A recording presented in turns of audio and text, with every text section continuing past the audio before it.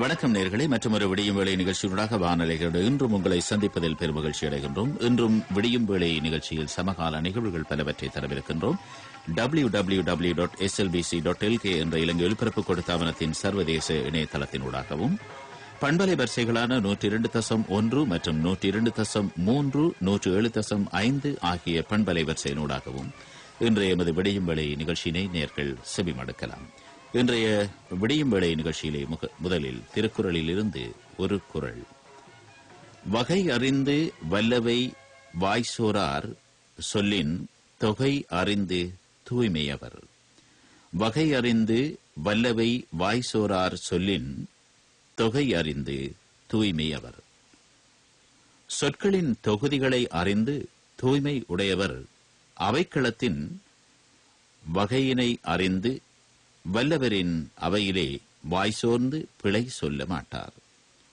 சொற்களின் தொகுதி அறிந்து தூய்மை உடையவர் அவைக்களத்திலே வகையினை அறிந்து வல்லவரின் அவையிலே வாய்சோர்ந்து பிழை சொல்ல மாட்டார். இன்றைய விடியும் வேளை நிகழ்ச்சியின் முகப்பிலே திருக்குறளில் இருந்து ஒரு குறள் கேட்டீர்கள். இன்று நாடளாவிய ரீதியிலே மக்கள் அபிவிருத்தி பயணத்தில் மக்களுடைய எதிர்கால சந்ததிகளை முன்னெடுத்துச் செல்லுகின்ற சந்தர்ப்பத்திலே யுத்தமொண்டு முடிந்திருக்கின்ற ஒரு நாட்டில் அபிவிருத்தி என்பது படிப்படியாக முன்கொண்டு செல்லப்பட வேண்டும் என்ற போக்கை இலங்கை அரசாங்கம் சர்வதேச நாடுகளுடைய உதவியோடு துரிதமாக அபிவிருத்தி பாதையிலே முன்னெடுத்து வருகின்றது. மக்களை ஆற்றுப்படுத்துவதுடன் மக்களுடைய மனக்கருத்துக்களை மாற்றுவதற்காகவும் எண்ணக்கருத்துகளிலே ஏற்பட்டிருக்கின்ற அந்த அப்பளுக்கான விடயங்களை தெளிவுபடுத்துவதற்காகவும் இன்று நாட்டின் பல பகுதிகளிலும் அபிவிருத்திகள் மேற்கொள்ளப்படுவதுடன் மனித மனங்களிலே எண்ணக்கருத்துகளிலே பல மாற்றங்களையும் ஏற்படுத்துகின்ற ஒரு சூழல் உருவாகியிருக்கின்றது. இந்த நிலைகள் தேசிய மட்டத்திலும் சர்வதேச மட்டத்திலும் முன்கொண்டு செல்லப்பட்டிருக்கின்றன. அண்மையில் ஊடகங்களின் முக்கிய பிரதிநிதிகளை ஊடக அமைப்புகளின் தலைவர்கள், அச்சூடகங்கள், இலத்திரனியல் ஊடகங்கள், வானொலி, தொலைக்காட்சி, பத்திரிகை, இணையதளங்கள் மற்றும் தகவல் பரிமாற்ற தொடர்பு சாதனங்களுடைய முக்கியமான பிரமுகர்கள் பலரை ஜனாதிபதி அவர்கள் அழைத்து சந்தித்து உரை நிகழ்த்தியிருக்கின்றார். இந்த சந்தர்ப்பத்தில் முக்கியமாக நாட்டின் அபிவிருத்தியோடு மக்கள் மனங்களிலே அவர்களை ஆற்றுப்படுத்துவதுடன் அவர்களுடைய எதிர்கால சந்ததிகளுக்கான பங்களிப்பினை அவர்கள் வழங்குவதற்கு அவர்களுடைய மனநிலைகளிலே மாற்றங்களை, நேர்ச்சிந்தனைகளை கொண்டு வர வேண்டும் என்று குறிப்பிட்டிருந்தார்.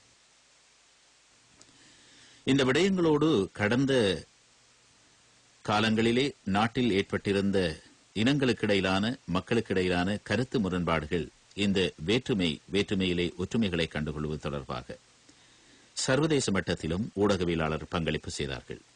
இன்று விடியும் வேளை நிகழ்ச்சியிலே நமது சிரேஷ்ட ஊடகவியலாளர், உலக மட்டத்திலே ஏசியன் ட்ரிபியூன் ஆசிரியர், பத்திரிகையின் ஏசியன் ட்ரிபியூனுடைய பிரதம ஆசிரியர், சிரேஷ்ட ஊடகவியலாளர் KT ராஜசிங்கம் ஐயா அவர்கள் நம்மோடு இணைந்திருக்கின்றார்கள். இன்றைய விடியும் வேளை நிகழ்ச்சியிலே சமகால நிகழ்வுகளை தருவதற்காக.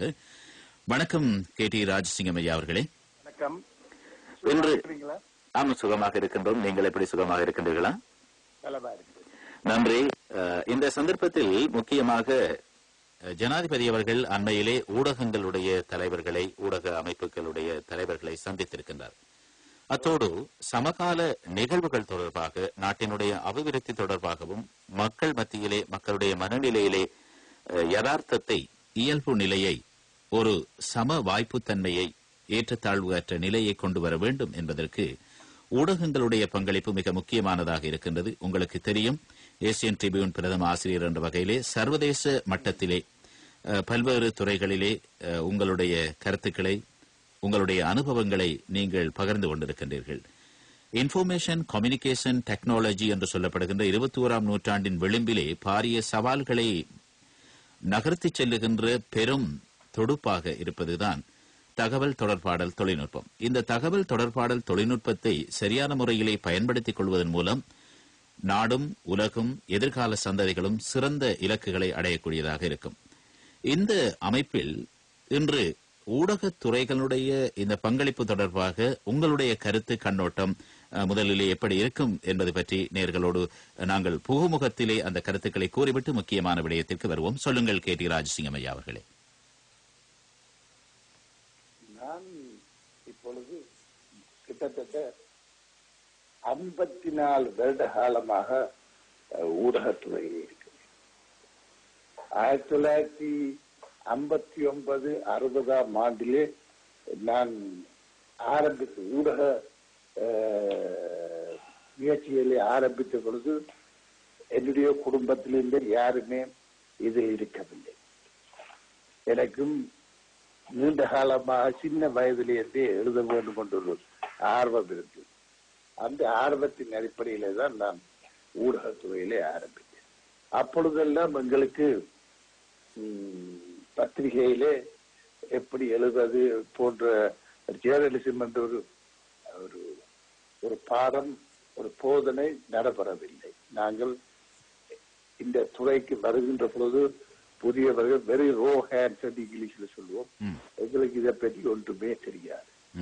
நான் 1964ஆம் ஆண்டு 65ஆம் ஆண்டு சன் பேப்பர்ல வந்து சேர்ந்த பொழுது நான் தான் அந்த பத்திரிகை குணசேனாசுடைய தவச சத் பிற்பாடு திரபதி சிந்தாமணி என்றெல்லாம் வந்தது.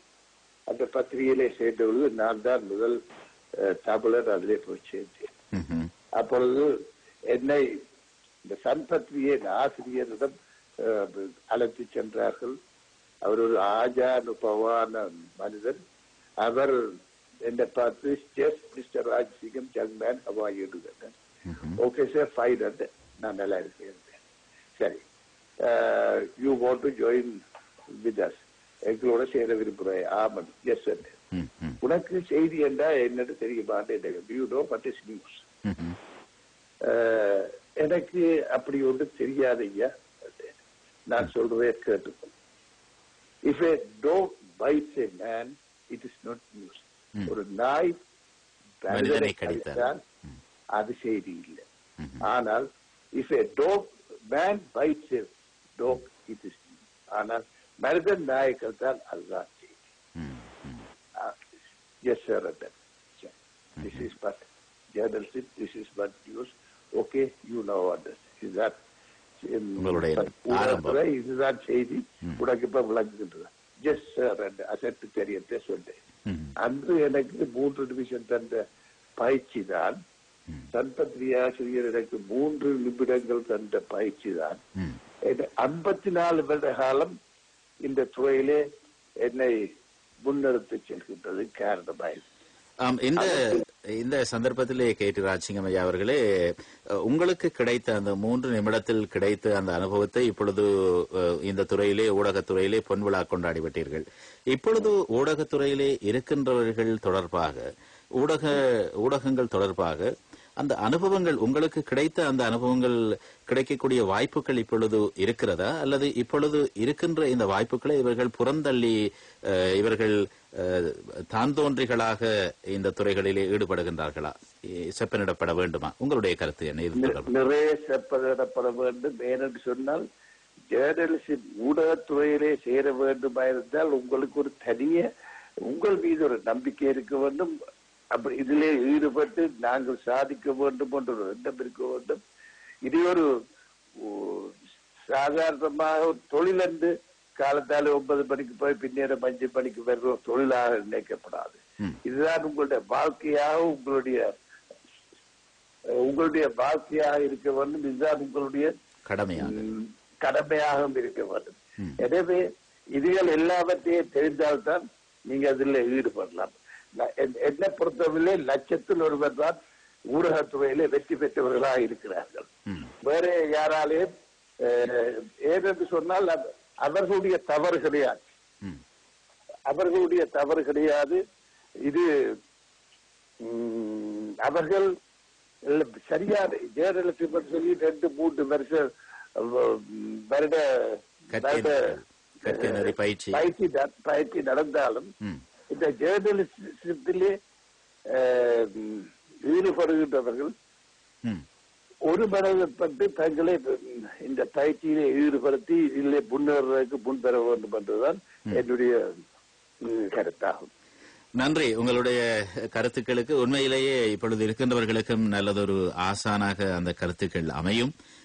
எதிர்காலத்திலே ஊடகங்களிலே இருக்கின்றவர்கள், ஊடகங்களிலே இணைந்து கொள்ளவிருக்கின்றவர்கள் இப்பொழுதெல்லாம் எல்லோருமே ஒரு ஊடகவியலாளரை போலத்தான் கையடக்க தொலைபேசிகளை, அலைபேசிகளை வைத்திருக்கின்றவர்கள் SMS மூலமாக கருத்துக்களை பரிமாறிக்கொள்ளுகின்றார்கள். இப்படி இந்த காலகட்டங்களில் தான் இந்த செய்தியினுடைய முக்கியத்துவங்கள் தொடர்பாக நீங்கள் சொன்ன அந்த நாயின் கதை, 3 நிமிட கதையை மிகவும் தத்துவமாக சொன்னீர்கள். ஒரு பெரிய படிப்பினை, அதற்குள்ளே பெரிய ஒரு நூலகமே அமைந்திருக்கிறது அந்த வாசகங்களுக்குள். இப்படியான நிலைமைகளிலே இப்பொழுது சர்வதேச மட்டத்தில் இந்த கருத்து பரிமாற்றங்கள் மேற்கொள்ளப்படுகின்ற சந்தர்ப்பத்தை நீங்கள் காய்தல் உவத்தல் இல்லாமல் சர்வதேச ஊடகங்கள் அதனுடைய பங்களிப்புகளை செய்கின்றதா என்று கேட்டால் என்ன சொல்வீர்கள்? சர்வதேச ஊடகங்கள் அநேகமாக நீங்கள் கவனித்து பார்த்தால் மேலை நாட்டு ஊடகங்களை தான் நாங்கள் சர்வதேச ஊடகங்கள் என்று கருதுகின்றோம். அந்த ஊடகங்களிலே நீங்கள் கவனித்தீர்கள் பெஸ்டட் இன்ட்ரெஸ்ட், அதாவது பக்க சார்புள்ள தங்களுடைய இன்ட்ரெஸ்ட் என்று சொன்னால் தங்களுடைய விலாசத்தை, அபிலாஷைகளை தருகின்றார்கள். உதாரணத்துக்கு எடுத்துக்கொள்ளும் USA, அமெரிக்காவிலே இருக்கின்ற செய்திகள் தான் நிறைய எங்களுக்கு பகிரப்படுகின்றன, வெளிவருகின்றது. அவர் ராய்ட்டர்ஸ், மற்றது AFP, இதெல்லாம் AP, இதுகளெல்லாம் இந்த பெரிய பெரிய ப்ளூம்பர்க் செய்தி நிறுவனங்கள், முகவர் நிலையங்கள், செய்தி நிறுவனங்கள் எல்லாம் அமெரிக்கா அடிப்படையாக கொண்ட செய்திகளை தான் கொண்டு வரும்.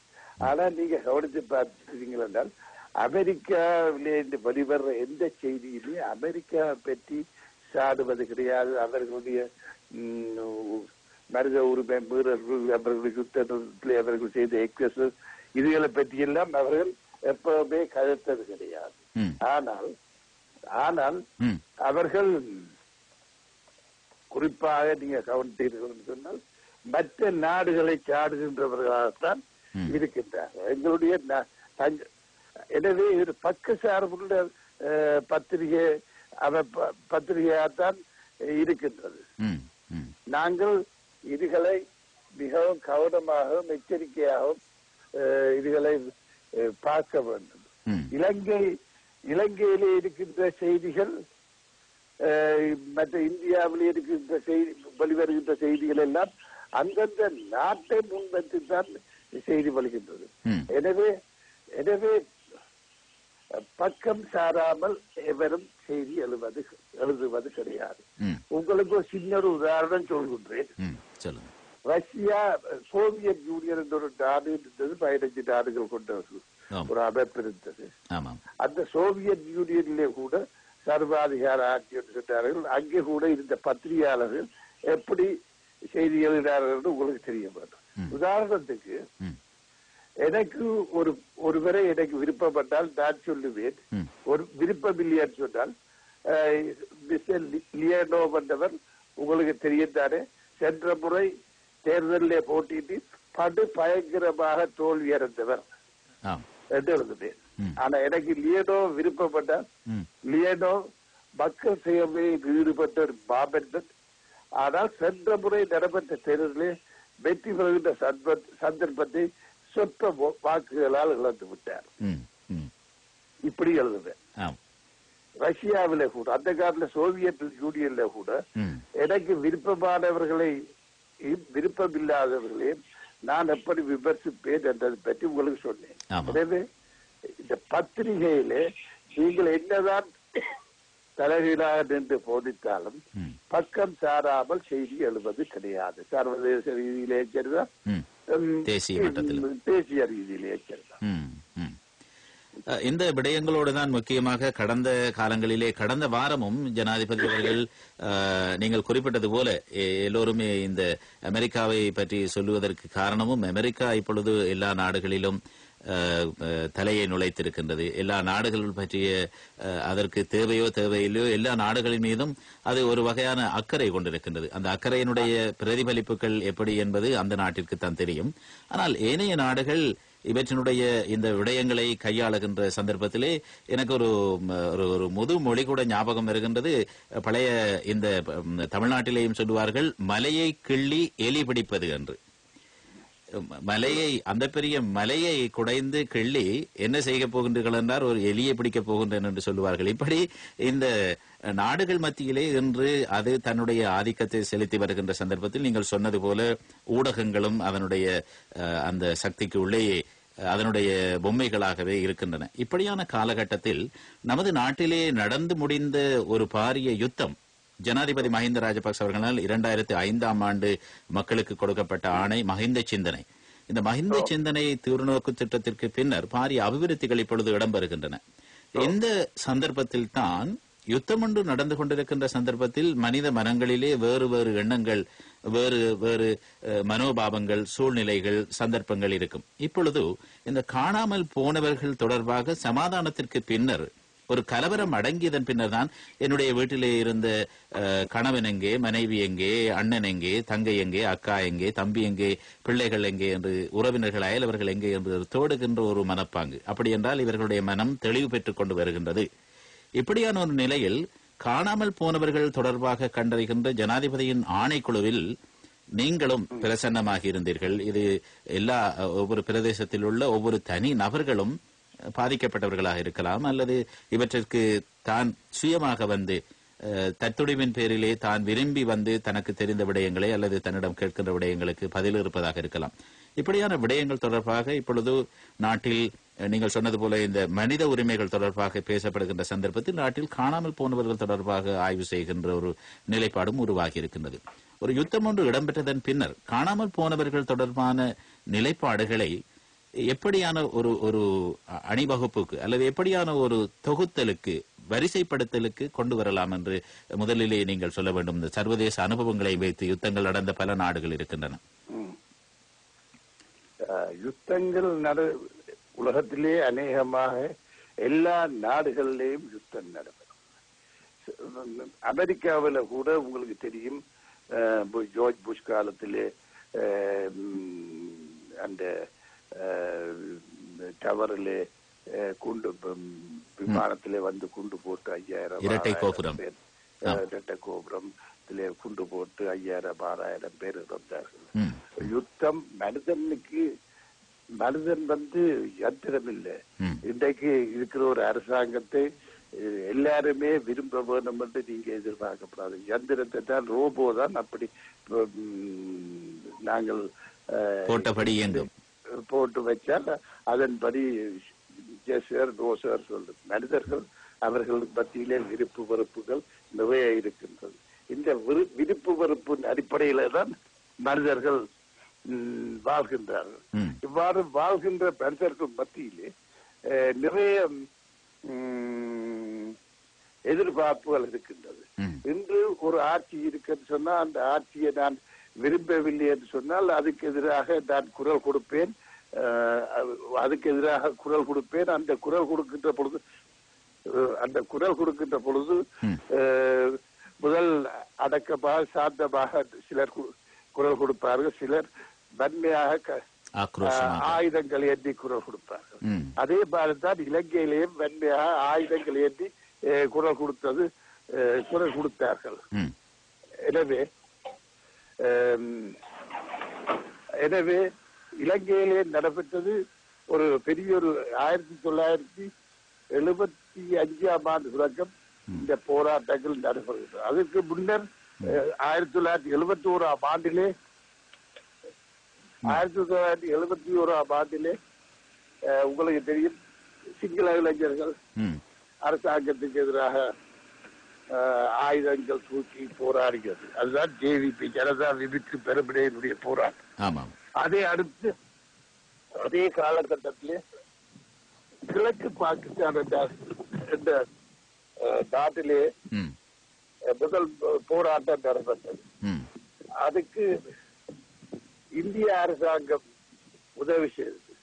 அந்த உதவியினாலே ஒரு வருட காலத்துக்குள்ளேயே கிழக்கு பாகிஸ்தான் பங்களாதேஷாக மாறியது.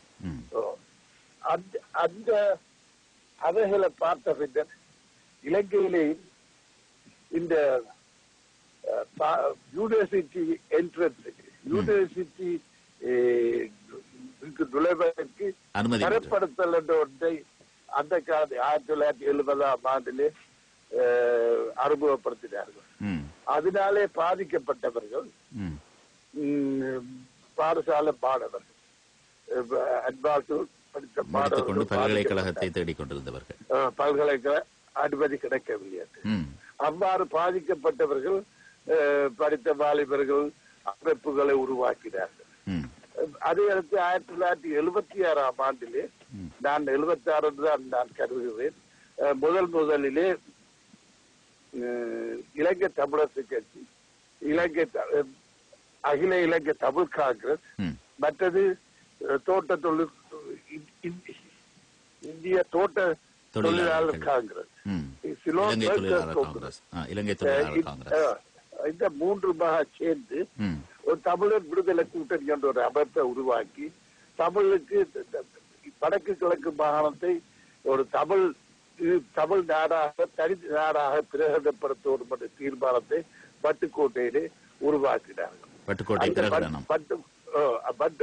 தீர்மானம் தான் எல்லா பிரச்சனைகளுக்கும் காரணமான மதர் ஆஃப் ஆல் ப்ராப்ளம்ஸ். அதாவது எல்லா பிரச்சனைகளுக்கும் அடிப்படை பிரச்சனையாக அமைந்தது இந்த பட்டுக்கோட்டை தீர்மானம். அதை அடுத்து இளைஞர்கள் சிறு சிறு குழுக்களாக இயங்க தொடங்கினார்கள். இயங்கி அவர்கள் முதலிலே சில போலீஸ்காரரை சுட்டார்கள். அந்த போலீஸ்காரர் இறந்த பிற்பாடு எங்களுடைய பெரியவர்கள் சரி பெரியங்கள் எப்படி இயங்குகிறார்கள், போலீஸ்காரர்கள் கூட சுட்டு போட்டார் என்று சொல்லி அவர்களுக்கு உற்சாகம் ஊட்டுமாறு கழித்தார்கள். அதன் பிற்பாடு இயக்கங்கள் முதலிலே டெலோ என்ற ஒரு இயக்கம் தங்கத்துறை கூட்டுப்பணி போன்றவர்கள் தொடங்கினார்கள். டெலோ அடுத்து பிரபாகரனுடைய தலைமையிலே நியூ டைகர்ஸ் என்று சொல்லி ஒரு அமைப்பு உருவாகி பிற்பாடு அது தமிழீழ விடுதலை புலிகள் என்று மாறி பிறகு EPRLF என்று ஒன்று, பத்மநாதா போன்று, அதுக்கு முதல் ஹீரோஸ் என்று சொல்லி ஒன்று, ரத்த சபாபதி என்று சொல்லி அந்த காலத்திலே தினகரன் பத்திரிகையில இருந்தவர் லண்டன்ல இருந்து ஒன்று உருவாக்கினார். அதுக்கு இங்கே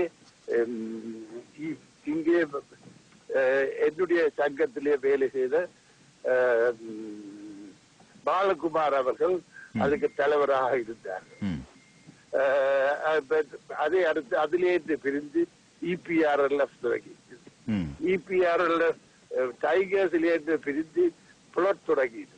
இப்படி ஒரு கட்டத்திலே 35-40 இயக்கங்கள் இலங்கையிலே இருந்தது, நமது நாட்டிலே இருந்தது.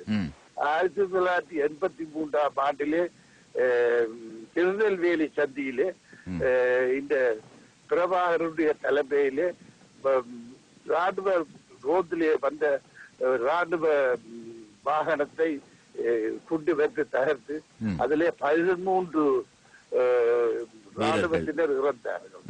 அது பெரிய ஒரு பேரிடியாக தெற்கு பகுதியிலே வந்தது. ஒரே நேரத்திலே 13 ராணுவத்தினர் இறந்த ஒரு முதல் சம்பவம்.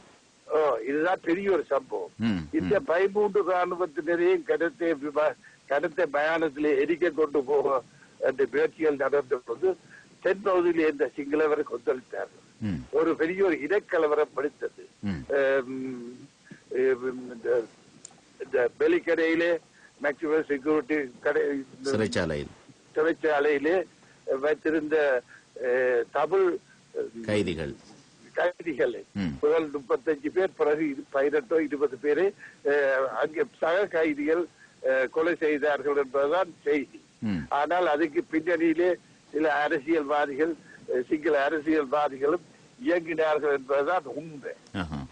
எனவே முதலில் 83ஆம் ஆண்டிலே இந்த பிரச்சனை நடைபெறுகின்ற போது KR ஜெயவர்தனா என்ற தலைமையிலே ஆட்சி நடந்து கொண்டிருந்தது.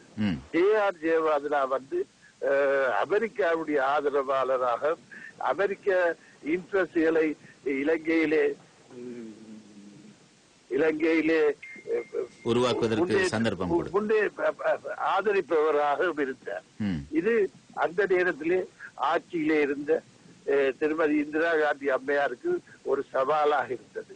எனவே ஜேஆருடைய கொட்டத்தை அடக்க வேண்டும் என்ற ஒரு எண்ணம் கொண்டு அவ என்ன செய்தார் சொன்னால் ரோ என்று சொல்லி ஒரு அமைப்பு, ரிசர்ச் அனாலிசிஸ் விங் அதுக்கு பெயர். அந்த ரோ அமைப்பு, அதாவது வந்து அமெரிக்காவில எப்படி சிஐஏ என்ற ஒரு உளவு ஸ்தாபனம் இருந்ததோ அதே போலதான் இந்தியாவிலே இந்த ரோ என்பது இந்த ரோ அமைப்பின் ஊடாக எங்களுடைய இளைஞர்களை சின்ன சின்ன குழுக்களா இயங்கி வந்த இளைஞர்களை அழைத்து அவர்களுக்கு இந்தியாவிலே வைத்து ஆயுத பயிற்சிகள் கொடுத்தார். அதிலே முதலாக டெலோ என்று அழைக்கப்பட்ட தமிழீழம் லிபரேஷன் ஆர்கனைசேஷன், அது ஒரு காலத்திலே குட்டுப்படி தங்கத்துறையுடைய தலைமையிலே இருந்தது. 83ஆம் ஆண்டு நடைபெற்ற அந்த சிறைச்சாலை கழகத்திலே அவர்கள் 2 பேரும் பிறந்து விட்டார்கள். தோல் சபாரண்டம், அதாவது உயர்ந்த சபாரண்டம் என்றவர் அதுக்கு தலைவராயிருந்தார். அவர் அந்த இயக்கத்தை அடைச்சு பயிற்சி கொடுத்தார்கள். இவ்வாறு எல்லாரையும் பயிற்சி கொடுத்து கொண்டிருக்க டைகர், அதாவது வந்து லிபரேஷன் டைகர் விடுதலை புலிகளுக்கு அந்த பயிற்சி வழங்க முன்வரவில்லை. பிற்பாடு பாலசிங்கம் தலையிட்டு அலெக்சாண்டர் சொல்லி ஒரு அந்த நேரத்தில் இருந்த ஒரு ஐஜி, டிஐஜி, தமிழ்நாட்டு டிஐஜி மூலமாக டைகர்ஸுக்கும் பயிற்சி கொடுக்க முன்வந்தார்கள். இவ்வாறு பயிற்றப்பட்டு இவர்களை அழைத்துக் கொண்டு முதலிலே தெலோக்காரர் சாவச்சேரி போலீஸ் நிலையத்தை அட்டாக் பண்ணினார்கள். அப்பொழுது அவர்களை வழிநடத்தி சென்றது ரோ உளவாளிகள் தான் முன்வந்து அவர்களை வழிநடத்தி சென்றார்கள். இவ்வாறு இந்தியர்கள் நேரடியாக மறைமுகமாக இலங்கையுடைய உள்நாட்டு விவகாரங்களிலே தலையிடத் தொடங்கினார். இவ்வாறு தலையிட்டுக் கொண்டு வந்த காலத்திலே 84ஆம் ஆண்டிலே இயக்கங்களுக்கு இடையிலே பெரிய மோதல்கள் ஏற்பட்டது. அவ்வாறு மோதல்கள் ஏற்பட்டு ஆரம்பத்திலே டெலோவுக்கும் டைகர்ஸுக்கும் இடையிலே தான் இந்த மோதல் ஆரம்பமானது. இந்த மோதலின் போது டைகர்ஸுடைய யாழ் மாவட்ட தளபதியாக இருந்தவர் கிட்டு அந்த நேரத்திலே இந்தியாவிலே இருந்த சபாரட்னம் இலங்கையில வந்திருந்தார். அவர்களுக்குள்ளே குத்துகள் வெட்டுக்கள் நடைபெற்று தாஸ் என்றவனை சுட்டு சாக்காட்டார்கள். இவ்வாறு பல விஷயங்கள் நடைபெற்றபடியால் அந்த முரண்பாடு உக்கிரமடைந்து முனைப்படைந்து கொண்டிருந்தது. அவ்வாறு முனைப்படைந்த காலத்திலே டைகர்ஸ் வந்து இவருடைய சின்ன சின்ன கேம்புகளை 25-30 போராளிகளை கொண்டு வந்து பெரிய ஷெல்களில் ராக்கெட் லான்ச்சர் எல்லாம் கொண்டு வந்து அடிச்சு உடைச்சார்கள், சாகடிச்சார்கள். சபாரட்னம் தன்னுடைய கேம்பை விட்டு வெளியிலே ஓடத் தொடங்கினார். இவ்வாறு ஓடத் தொடங்கின சபாரட்னத்தை தேடத் தொடங்கினார்கள். லவுட் ஸ்பீக்கரிலே அனௌன்ஸ்மெண்ட் செய்தார்கள், யாருமே சபாரட்னத்துக்கு உதவி செய்யக்கூடாது, உதவி செய்தால் அவர்களுக்கு எதிராக நடவடிக்கை எடுக்கப்படும் என்று கிட்டுடைய தலைமையில் என்ற டைகர்ஸ் அனௌன்ஸ் பண்ணினார். இவ்வாறு அனௌன்ஸ் பண்ணி கடைசியாக சபாரட்னத்தை ஒரு கோயில தோட்டத்துக்கு ஒழிச்சு கொண்டிருக்கிற போது கண்டுபிடித்தார்கள். அவரை அவரு டைகர்ஸ் வந்து சபாரட்னத்தை சுற்றி வளைச்சவுடன் சபாரட்னத்தை வெளிவளத்து கூட கிட்டுவை பார்த்து, கிட்டு என்னை விட்டு விடு, நான் பிரபாகர கயத்து இந்த பிரச்சனையை தீர்த்து கொள்வேன் என்று சொல்ல கிட்டு கேட்க பிரபாகரன் தான் சபாரட்னத்தை மண்டையில போடுன்னு சொல்லி ஓட கொடுத்தது. அப்ப கிட்டு முதல்ல காலிலே சுட்டு அவரை விழுத்தி, பிறகு 25-26 சூடு சுட்டு அவரை சபாரட்னத்தை கொலை செய்து பஸ் நிலையத்தை கொண்டு அவற்றை பொடிய போட்டு இவர் பிறகு இங்கே நடந்த கொலைகள் எல்லாம் இவர்கள் தான் செய்தார்கள் என்று சொல்லி பழிய போட்டு இந்த டெலோ என்ற இயக்கம் இனிமேல் இலங்கையிலே இயங்கக்கூடாது என்று தடை உத்தரவு செய்து இவ்வாறு ஆரம்பித்து எனக்கு கண் முன்னாலே பலாலி, அதாவது வந்து காங்கிரஸ் துறைக்கு போற காங்கிரஸ் சந்தியிலே நாங்கள் ஒரு ஆஸ்பத்திரிக்கு போயிட்டு வருகின்ற பொழுது அதிலே செலோ இயக்கக்காரர்களை டைகர்ஸ், அதாவது விடுதலை புலிகள் போராளிகள் மடக்கி பிடித்து அவர்களில் கெஞ்ச அவர்களை சுட்டு சாகாமலேயே அவர்களுக்கு மேலே பெட்ரோலை ஊற்றி எரித்து அந்த புடம் துடிக்க 4-5 செலோ வீரர்கள் செத்ததை என் கண்ணாலே பார்த்து இன்றைக்கும் எனக்கு அதை நினைக்கின்ற பொழுது உடம்பெல்லாம்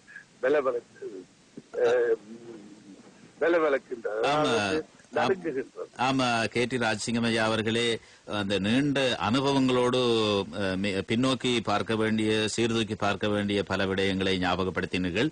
இப்பொழுது அண்மையிலே நான் நினைக்கின்றேன், கடந்த வாரம் சில தினங்களுக்கு முன்னர் காணாமல் போனவர்கள் தொடர்பாக ஆராய்கின்ற ஜனாதிபதி ஆணைக்குழுவிலே உங்களையும் முறைப்பாடு செய்வதற்கு, வாக்குமூலம் தருவதற்காக அழைத்திருந்தார்கள். சாட்சியம் அளிப்பதற்காக 4ஆம் தேதியும் 5ஆம் தேதியும் கொழும்புல வைத்து நான் சாட்சியம். இந்த அனுபவங்கள், இவற்றையெல்லாம் வைத்து இந்த சாட்சியங்கள் ஏன் உங்களை அழைத்தார்கள்? இந்த சாட்சியங்கள் மூலமாக என்ன விடயங்களை, எப்படியான விடயங்களை சொன்னீர்கள்? முழுமையாக அங்கே சொன்ன விடயங்களை நீங்கள் இங்கே சொல்ல மாட்டீர்கள் என்று தெரியும். இந்த விடயங்களை எப்படி கையாண்டிருக்கின்றார்கள்? என்ன இதன் மூலமாக என்ன பிரதிபலனை பொதுமக்களுக்கு, காணாமல் போனவர்களுடைய குடும்பத்தினர்களுக்கு அடைந்து கொள்ளக்கூடியதாக இருக்கும் என்று கருதுகிறீர்கள்? இதுல முக்கியமா 2 விஷயம் நீங்கள் கருதி கொள்வோம். ஒன்று மிஸ்ஸிங் பர்சன், டிஸ்அப்பியர்ட் பர்சன். எனக்கு நான் மிஸ்ஸிங் பர்சன் கமிஷன்ல தான் போய் சாட்சியம் காணாமல் போனவர்கள் வெள்ளவத்தை பக்கத்திலே அவர்களுடைய காரியாலயத்துக்கு போய் 4ஆம் தேதி காலையில 10 மணி வரைக்கும் 12:30 மணி வரைக்கும், 5ஆம் தேதி பின்னேரம் 3 மணி வரைக்கும் 5:30 மணி வரைக்கும் 5 மணித்தியாலங்கள் சாட்சியம். நான் இது உங்களுக்கு ஒரு சின்ன முதல்ல ஒரு புறவுரை கூற வேண்டிய அவசியம் இருக்கு. சொல்லுங்க. யுத்தம் நடைபெற்ற பொழுது நான் கூட ஏசியன் ட்ரிபியூன் அரசாங்கம் மாத்திரமில்லை, ஏசியன் ட்ரிபியூன் பத்திரிகை ஊடாகவும் நாங்கள் தமிழ் மக்களுக்கு ஒரு வேண்டுகோள் கொடுத்தோம். தயவு செய்து உங்களை டைகர், விடுதலை புலிகள் மனித கேடயமாக பாய்ப்பதை தவிர்த்து நீங்கள் அரசாங்கம் பக்கம் வாருங்கள், உங்களுக்கு நோ ஃபயர் ஜோன் ஏரியா உருவாக்கி தருகின்றோம், அதன் மூலமா வாருங்கள் என்று சொல்லி நானும் பர்சனலியா அழைப்பு விட்டு அந்த யுத்த அவ்வாறு பல தமிழ் மக்கள், அதாவது விடுதலை புலிகளினாலே பிடிக்கப்பட்டு மருந்துக்கேடயமாக பாய்க்கப்பட்ட பல தமிழர்கள் வருவதற்கு முயற்சித்தார்கள். அவர்களுக்கு என்று சொல்லி நோ ஃபயர் ஜோன் ஏரியா உருவாக்கப்பட்டிருந்தது. ஆனால் அந்த நோ ஃபயர் ஜோன் ஏரியாவுக்கு ராணுவம் குண்டு மாறி பொழியக்கூடாது என்று கடுமையான உத்தரவு பிறப்பிக்கப்பட்டது. யுத்த சூரிய பிரதேசம். ஆனால் தமிழ் மக்கள் விடுதலை புலிகளுடைய கட்டுப்பாட்டை மீறி வருகின்ற பொழுதெல்லாம் அந்த யுத்த சூரிய பிரதேசத்தை நோக்கி விடுதலை புலிகள் குண்டு மாறி பொழிந்து அவர்களை தடுத்தார்கள். அவ்வாறு குண்டு மாறி பொழிந்ததில் பல நூற்றுக்கணக்கான தமிழர்கள் இறந்தார்கள். இது நான் வேறு சொன்னாலும் நான் அதை ஏற்றுக்கொள்ள மாட்டேன். ஆனால் நான் சொல்லுகின்றேன் ஏனென்று சொன்னால், அந்த காலகட்டத்திலே யுத்தம் எவ்வாறு நடைபெறுகின்றது என்று சொல்லி பார்வையிடுவதற்கும் எனது பத்திரிகையில் எழுதுவதற்கும் நானும் ராணுவத்தினுடன் சென்றிருந்து பார்த்தபடியால் என்னாலே இதை இவ்வளவு தெளிவாக கூறக்கூடியதாக இருக்கிறது.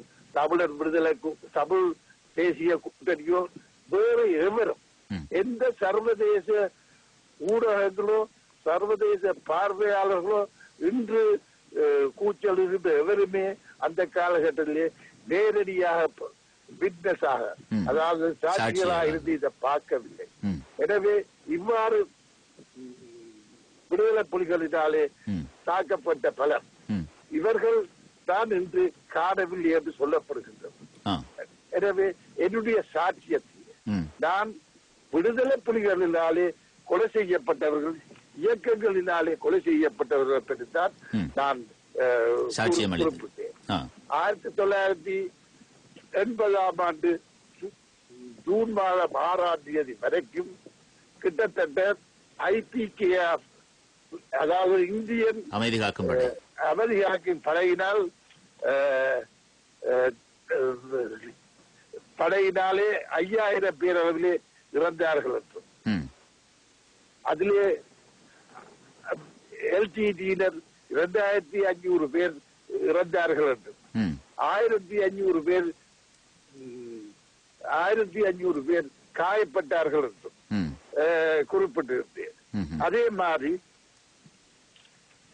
அந்த காலத்திலே விடுதலை புலியினர் 10,000 தமிழர்களை கொன்றார்கள் என்றும், EPRL 3500 தமிழர்களை கொன்றார்கள் என்றும், 5000 தமிழர்களை கொன்றார்கள் என்றும் அந்த ஜூன் 6ஆம் தேதி 1990ஆம் ஆண்டு வரைக்கும் நடந்ததை நான் குறிப்பிட்டிருந்தேன். அதே போல ஜூன் 1990ஆம் ஆண்டு தொடக்கம் 90ஆம் ஆண்டு தொடக்கம் கடைசி கிட்டத்தட்ட 82,000 தமிழர்களை விடுதலை புலிகள் கொண்டார்கள் என்று குறிப்பிட்டிருந்தேன். இந்த புள்ளி விவரங்கள், இந்த விவரங்களை எப்படி நீங்கள் பெற்றுக்கொண்டீர்கள்? இந்த புள்ளி விவரங்கள் தொடர்பாக சமர்ப்பிக்கின்ற போது அவர்கள் அதனுடைய உண்மைத்தன்மைகளை ஊர்ஜிதப்படுத்த சொல்லியிருப்பார்கள். இது தொடர்பாக எப்படி அறிந்து கொண்டிருந்தீர்கள் இந்த விடயங்கள்? அநேகமான தஸ்தாவேஜுகளை நான் அவர்களுக்கு சமர்ப்பித்தேன். ஒன்று. இரண்டாவது, உங்களுக்கு நான் ஆரம்பத்திலேயே சொன்னேன் அந்த விடயம் நான் ஆரம்பத்திலேயே சொன்னேன். நான் பத்திரிகை துறையிலே 54 வருடம் அனுபவம், நீண்ட அனுபவம் இருக்கிறது. ஒவ்வொரு அன்றைக்கு தொடக்கம் ஒருவரை கொலை செய்தால் அது ஒரு செய்தியா எழுதியிருப்போம். அந்த எண்ணிக்கைகளை நீங்கள் கோர்வைப்படுத்தியிருந்தீர்கள். நான் தொகுத்து என்னுடைய நான் எழுதிய ஊடகங்களிலே இருந்தவைகளை தொகுத்து நான் இந்த எண்ணிக்கையை நான் சமர்ப்பித்தேன். இந்த சாட்சியங்களின் போது உங்களிடத்திலே நேரடியாக கண்ட சாட்சியங்களோடு இந்த விடயங்கள் தொடர்பாக ஊடகவியலாளர் என்பதோடு உங்களுக்கு அந்த யுத்த களங்களுக்கு கூட சென்று அந்த செய்திகளை சேகரிக்கின்ற சந்தர்ப்பம் அல்லது உண்மைத்தன்மைகளை அறிந்து மக்களுக்கு சொல்லுகின்ற சந்தர்ப்பம் வருகின்ற போது உங்களுடைய இந்த விடயங்கள் மூலமாக ஜனாதிபதி ஆணைக்குழுவில் உங்களை போன்று இதற்கு முன்னர் சாட்சியம் அளித்தவர்களும் இருந்திருக்கின்றார்களா அல்லது உங்களுடைய இந்த தகவல்கள் செய்திகள் அவர்களுக்கு புதிய விடயங்களாக உண்மைகளை இன்னும் உறுதிப்படுத்தக்கூடியதாக இருந்ததா? அதாவது உங்களுக்கு ஒரு விஷயம், LLRC என்று சொல்லி அந்த ஆணைக்குழுவுக்கு நான் 7வது நபராக சாட்சியம் அளித்தேன். LLRC ஆரம்பித்து அந்த ஆணைக்குழுவுக்கு நான் 7வது சாட்சியம் அளித்தேன். இன்று இருக்கின்ற 3 ஆணையாளர்கள் 2 ஆணையாளர்கள் முன்பும் இந்த LLRC-யிலேயே ஆணைக்குழுவிலே ஆணையாளர்களாக இருந்தவர்கள். எனவே அவர்களுக்கு என்னை ஓரளவு ஞாபகம். நானே தான் இந்த ஆணைக்குழுவிலே சாட்சியம் அளிக்க என்று விரும்பி அவர்களுக்கு விண்ணப்பித்த பொழுது அவர்கள் என்னை வந்து சாட்சியம் அளிக்குமாறும் எனக்கு ஒரு நீண்ட LLRC-யிலே நான் சாட்சியம் அளிக்கின்ற போது எனக்கு நீண்ட கால அவகாசம் தர முடியாதுன்னு சொல்லி நான் ஒரு அவர்களுடைய பிரச்சனைப்பட்டது அவர்களுக்கு தெரியும். எனவே எனக்கு நீண்ட கால அவகாசம் தர வேண்டும் என்று கேட்டபடியால் தான் எனக்கு விசேஷமாக கொழும்பிலே வந்து ஆணைக்குழு காரியாலயத்திலேயே வந்து சாட்சியம் அளிக்கிறதுக்கு எனக்கு வாய்ப்பு தந்தார்.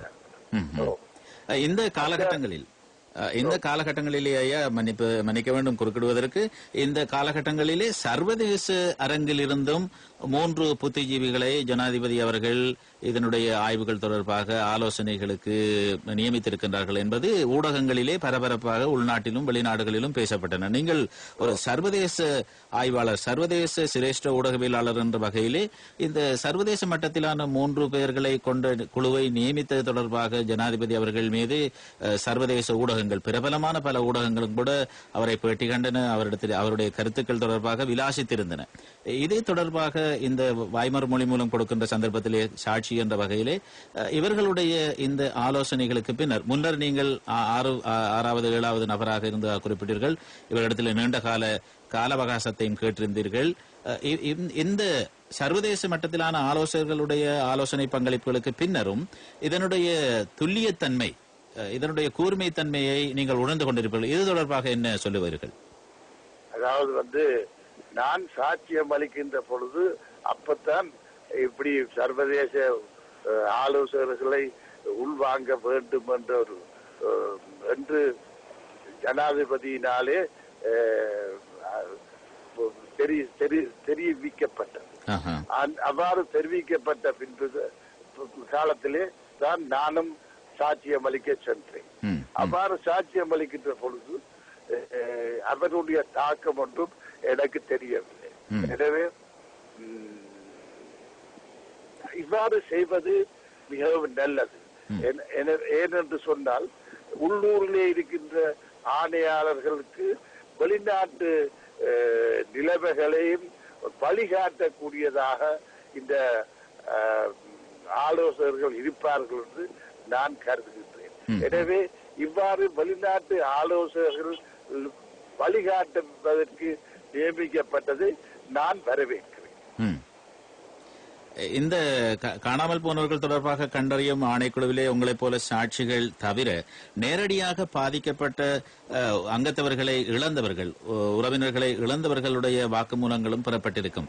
இவைகளை பெற்றுக்கொண்டு இவர்கள் இந்த சாட்சியங்கள் மூலமாக எப்படியான ஒரு காலக்கெடுவை வைத்திருக்கின்றார்கள், இதற்குரிய பிரதி உபகாரங்களை செய்வதற்கு அல்லது இவர்களுக்குரிய நஷ்ட ஈடுகளோ அல்லது இவர்களுக்குரிய இவைகள் மூலமாக அடைவு மட்டத்தை பெற்றுக் கொடுப்பதற்கு இந்த அமைப்பின் மூலம் பெறப்படுகின்ற விடயங்களின் வாய்ப்புகள் எந்த அளவு பிரயோசனமாக இருக்கும், எவ்வளவு காலம் எடுக்கும் என்று நீங்கள் ஊகிக்கின்றீர்கள்? உங்களுக்கு அந்த ஊகிக்கின்ற ஆற்றல் கூட இருக்கின்றது நீண்ட கால அனுபவங்களை கொண்டிருப்பதனா? அதாவது நான் உங்களுக்கு ஒன்று சொல்ல விரும்புகின்றேன். எல்எல்ஆர்சி என்று சொல்லி ஒரு லெசன்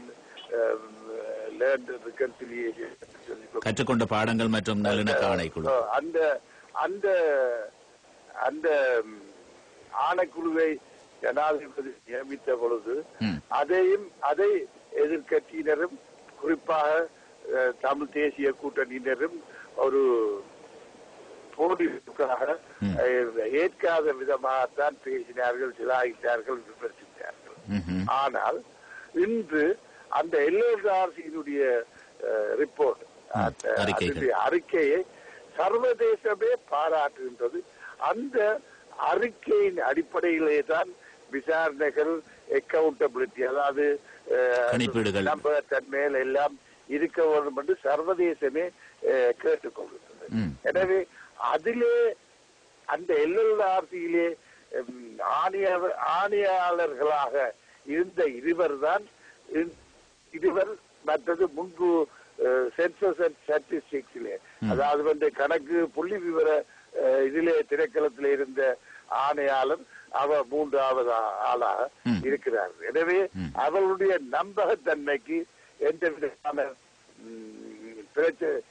பிரச்சனையும் இருக்காது.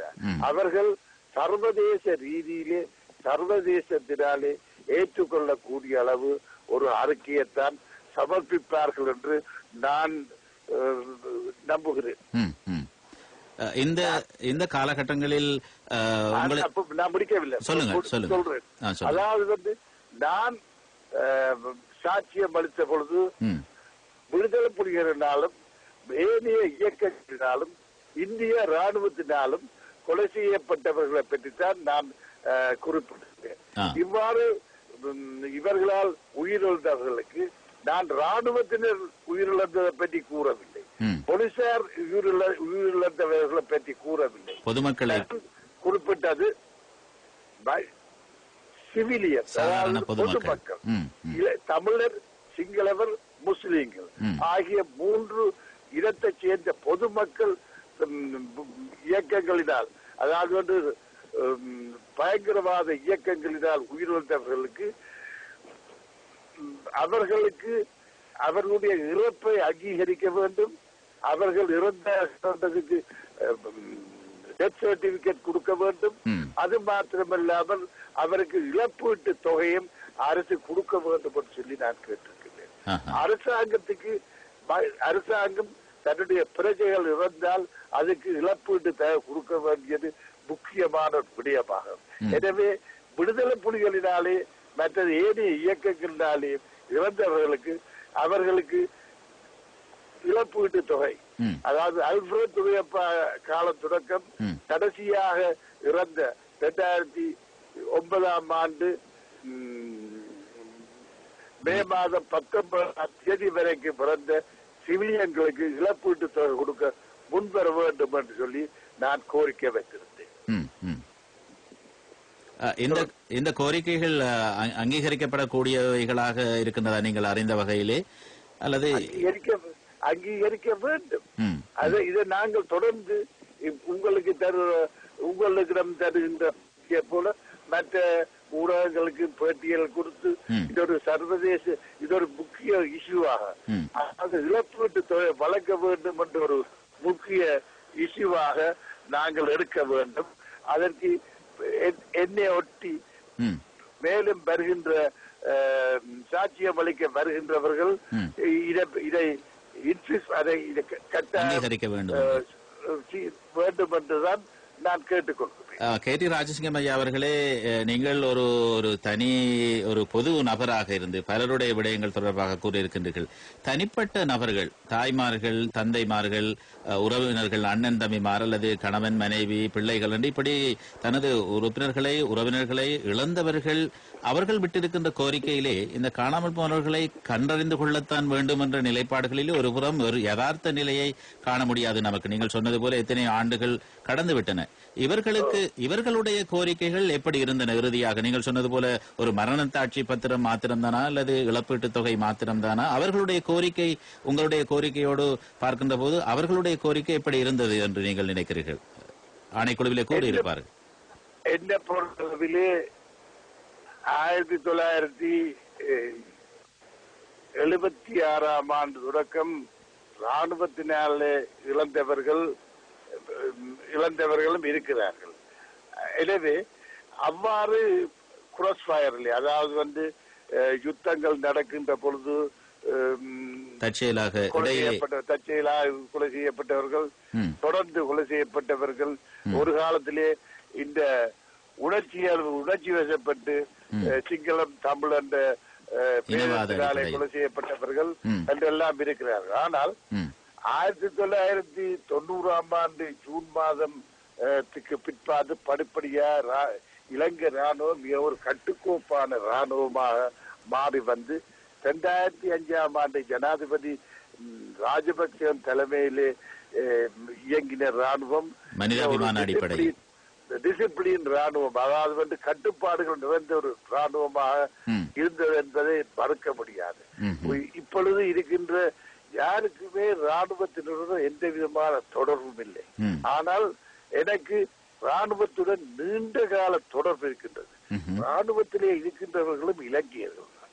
ராணுவத்திலே நிறைய தமிழர்கள் இருந்தார்கள், ராணுவத்திலே நிறைய முஸ்லீம்கள் இருந்தார்கள்.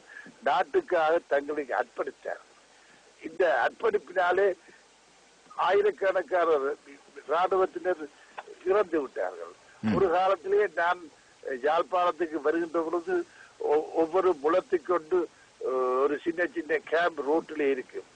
அம்பாத்தோட்டையிலயோ மாத்திரையிலோ இருக்கின்ற ஒரு இளைஞன் இந்த நுளம்பு கடிக்கின்ற மலேரியா காட்டுக்குள்ளே இருந்து நாட்டை காப்பாற்றி கொண்டிருக்கின்றான் என்று நினைக்கின்ற பொழுது பார்த்த பொழுது எனக்கு அந்த அவ்வாறான இளைஞர் மத்தியில் ஒரு இரக்கம் பச்சதாபம் ஏற்பட்டது.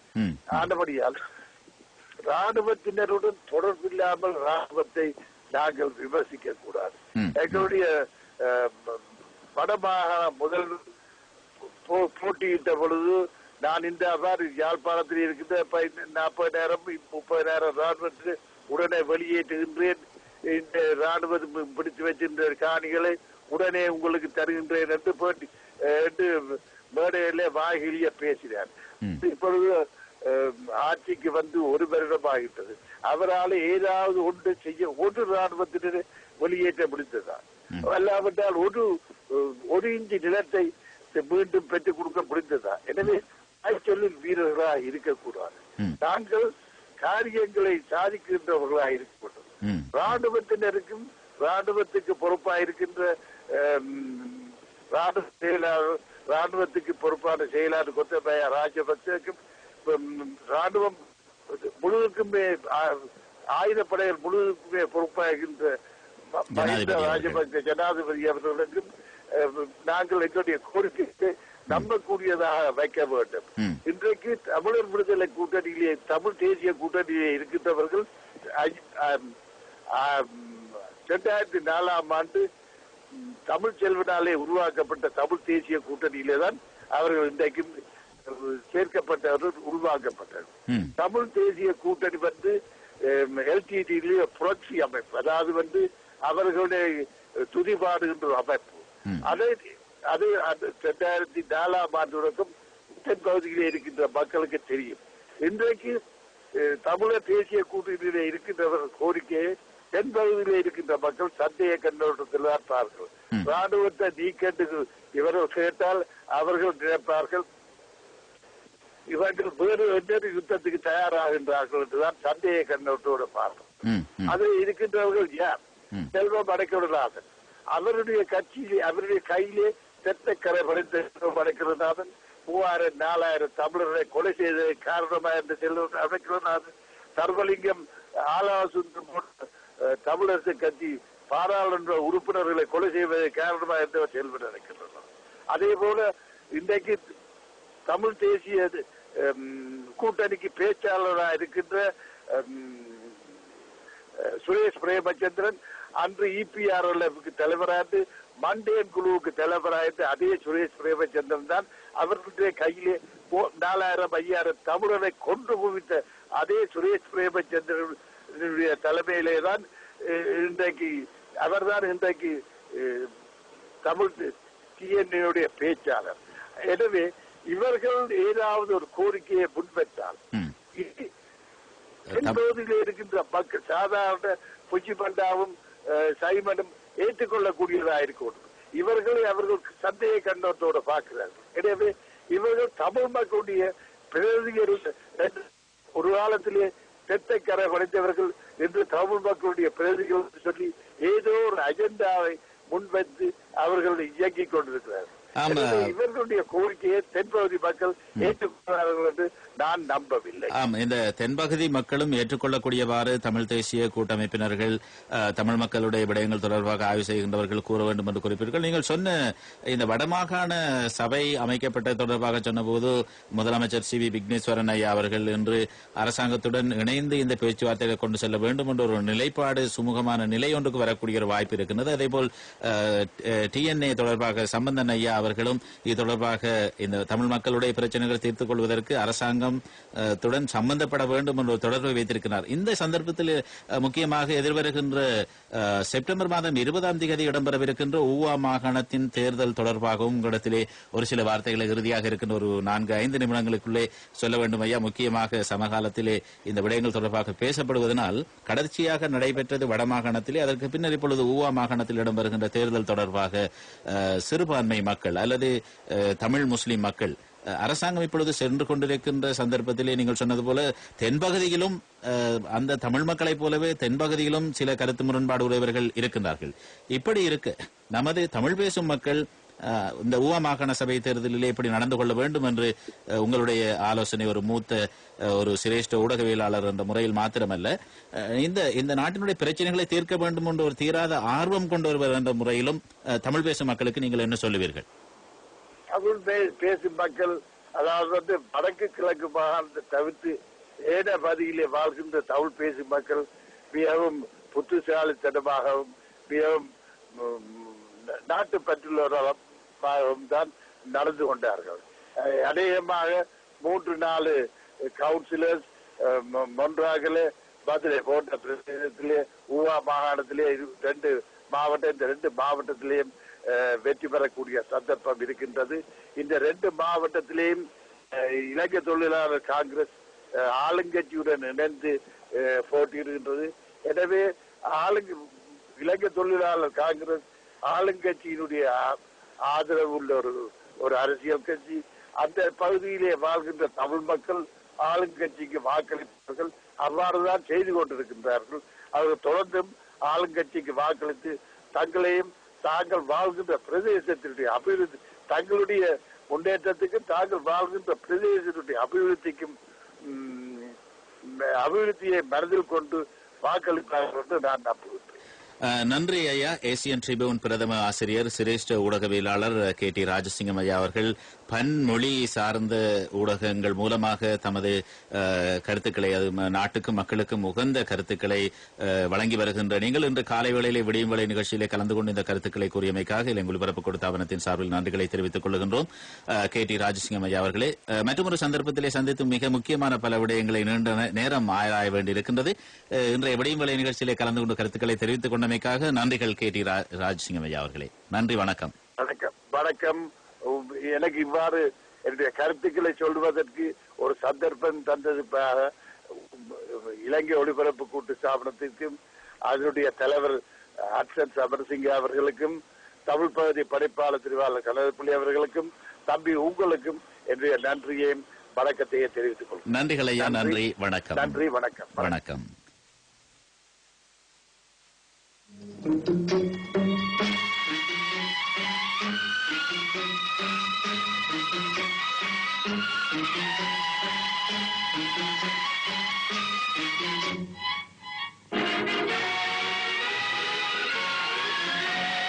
தர்மம் தலை காக்கும், தக்க சமயத்தில் உயிர் காக்கும், கூட இருந்து குழி பறித்தாலும் கொடுத்தது காத்து நிற்கும். செய்த தர்மம் தலை காக்கும், தக்க சமயத்தில் உயிர் காக்கும்.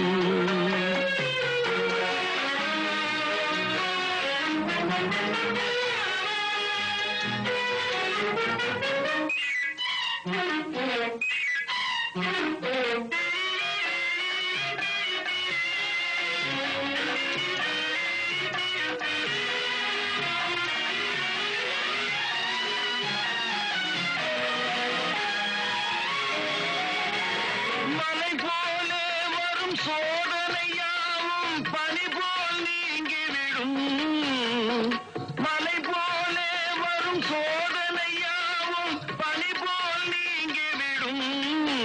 நம்மை வாழ விடாதவர் வந்து நம் வாசலில் வணங்கிட வைத்துவிடும்.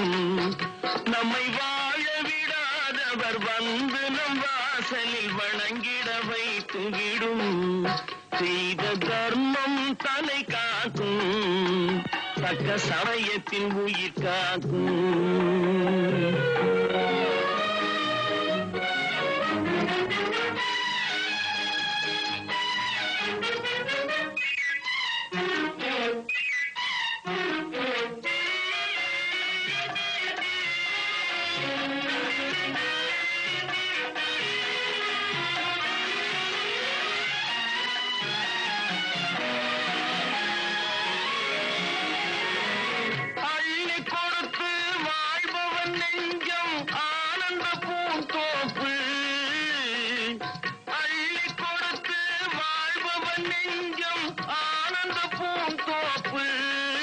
வாழ்வில் நல்லவர் என்றும் கெடுவதில்லை, இது 4 மறை தீர்ப்பு.